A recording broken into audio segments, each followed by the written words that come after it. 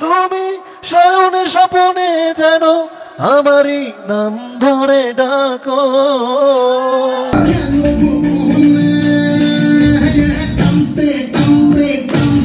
জায়েদ খান।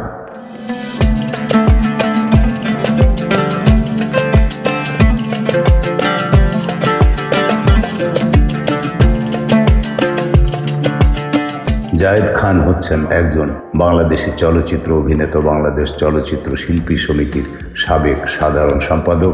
তিনি 2006 সালে মোহাম্মদ হান্নান পরিচালিত ভালোবাসা ভালোবাসা চলচ্চিত্রে অভিনয়ের মাধ্যমে অভিনয় জীবন শুরু করেন। তিনি বাংলা চলচ্চিত্রে বাংলাদেশের দাবাং হিসেবেও পরিচিত। প্রারম্ভিক জীবন। জায়েদ খান এসএসসি পাশ করে 1995 সালে ঢাকায় এসে ঢাকা সিটি কলেজে ভর্তি হন। উচ্চ মাধ্যমিক সম্পন্ন করার পর ঢাকা বিশ্ববিদ্যালয়ে ভর্তি হন, যেখানে তিনি ইতিহাসে এমএ সম্পন্ন করেন।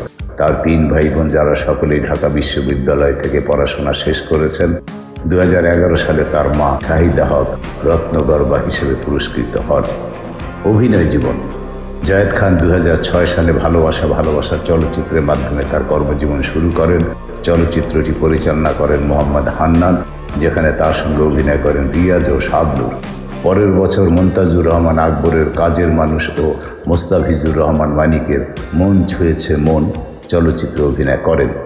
2010 সালে মুক্তি পায় তার অভিনীত এফ.আই. মানিক পরিচালিত আমার স্বপ্ন আমার সংসার এবং মন্তাজুর রহমান আকবর পরিচালিত মায়ের চোখ ও রিকশাওয়ালার ছেলে। 2012 সালে জায়েদ খান শাবনূরের বিপরীতে প্রধান অভিনেতা হিসেবে আত্মগোপন চলচ্চিত্রে অভিনয় করেন, যা পরিচালনা করেন এম সরকার। 2014 সালে তার অভিনীত চলচ্চিত্রগুলো হলো মাসরুর পারভেজ ও আকিব পারভেজের যৌথ পরিচালনার অদৃশ্য শত্রু, রকিবুল আলম রকিবের প্রেম করব তোমার সাথে, আজাদ খানের দাবাং, মন্তাজুর রহমান আকবরের মাই নেম ইজ সিমি এবং রাজু চৌধুরীর তোকে ভালোবাসতেই হবে। 2015 সালে তিনি শাহ আলম মণ্ডল পরিচালিত ভালোবাসা সীমাহীন চলচ্চিত্রে অভিনয় করেন। একই বছর তিনি রকিবুল আলম রকিব পরিচালিত নগর মাস্তান চলচ্চিত্রে অভিনয় করেন, যেখানে তার বিপরীতে অভিনয় করেছিলেন পরিমণি। 2017 সালে তিনি অন্তর্জালা নামের চলচ্চিত্র প্রযোজনা করেন, যা তার প্রযোজিত প্রথম চলচ্চিত্র। চলচ্চিত্রটি পরিচালনা করেন মালেক আফসারি, যেখানে তার বিপরীতে অভিনয় করেন পরিমণি। একই বছর তিনি জিয়াউর রহমান জিয়া নির্দেশিত লাইট ক্যামেরা অ্যাকশন নামের একটি টেলিভিশন চলচ্চিত্রে অভিনয় করেন, যেখানে তার বিপরীতে অভিনয় করেছিলেন নিপুণ। জায়েদ খান 2019 সালে বাংলাদেশ চলচ্চিত্র শিল্পী সমিতির নির্বাচনে টানা দ্বিতীয়বারের মতো সাধারণ সম্পাদক পদে নির্বাচিত হন।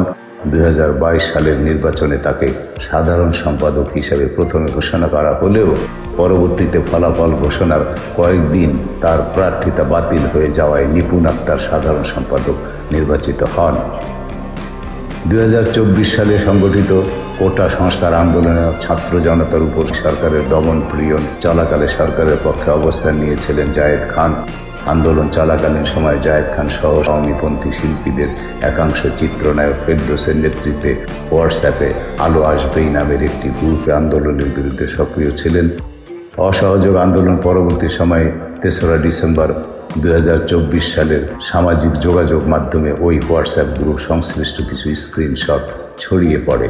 বন্ধুরা, এই ছিল বহুল আলোচিত সমালোচিত দাবাং খ্যাত নায়ক অভিনেতা সুদর্শন জায়েদ খানের সংক্ষিপ্ত জীবনী। ভালো লাগলে সাবস্ক্রাইব করবেন, লাইক করবেন, শেয়ার করবেন। হ্যাঁ বন্ধুরা, আমি বৃদ্ধ মানুষ, একজন মুক্তিযোদ্ধা, একজন কণ্ঠশিল্পী। এই বুড়ো বয়সে আপনাদের সাথে সময় কাটাচ্ছি। ভালো লাগলে সাবস্ক্রাইব করবেন, শেয়ার করবেন, লাইক করবেন, তাতে আমি লাভবান হব। ধন্যবাদ।